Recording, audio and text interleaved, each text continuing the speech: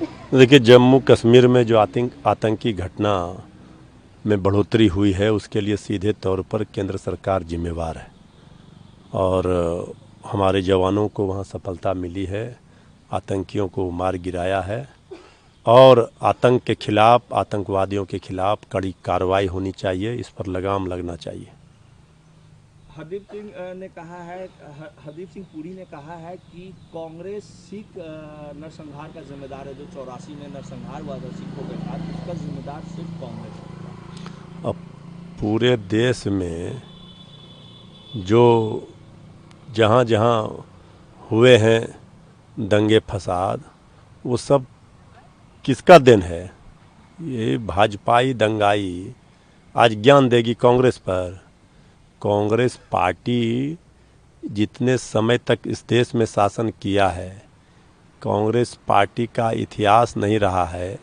Congress party का उस दंगे का जिसका जो जिक्र कर रहे हैं, उस दंगे के बाद कांग्रेस पार्टी ने सार्वजनिक रूप से इस चीज़ को क्षमा मांगी थी। और ये लोग जो आज सिर्फ बांटने काटने की बात कर रहे हैं, मारने की बात कर रहे हैं, 100 थप्पड़ मारने की बात कर रहे हैं, वो क्या कर रहे हैं? देश में नफरत का बीज बोने वाले ज्ञान दे रहे हैं। 900 चूहे खाकर बिल्ली हज को चली।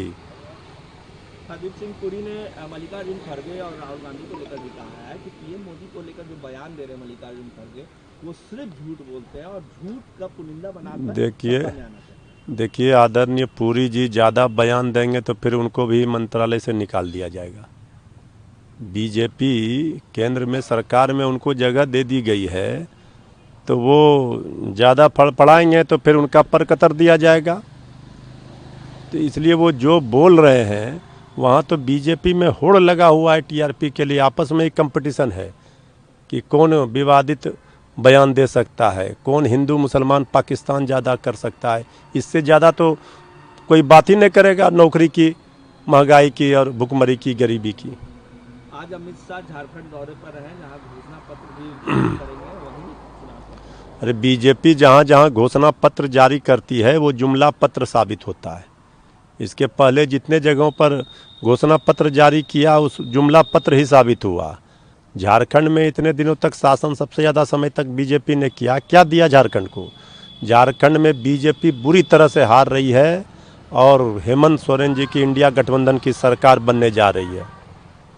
सीटों का बंटवारा भी इंडिया ब्लॉक का झारखंड में हो गया। 43 सीटों पे जेएमएम लड़ने जा रही है, 30 सीटों पे कांग्रेस लड़ेगी। 6 सीट आप लोगों को मिले, संतुष्ट है 6 सीटों से? देखिए, हमारी लड़ाई है, हमारी प्राथमिकता है पार्टी की, नेता की, बीजेपी को रोकना, सांप्रदायिक शक्तियों के खिलाफ लड़ना। तो हम इंडिया गठबंधन में हैं। इंडिया गठबंधन में बीजेपी को रोकने के लिए पहले भी आरजेडी ने कुर्बानी दिया था और हर कुर्बानी के लिए हमारी पार्टी, हमारे नेता तैयार रहते हैं।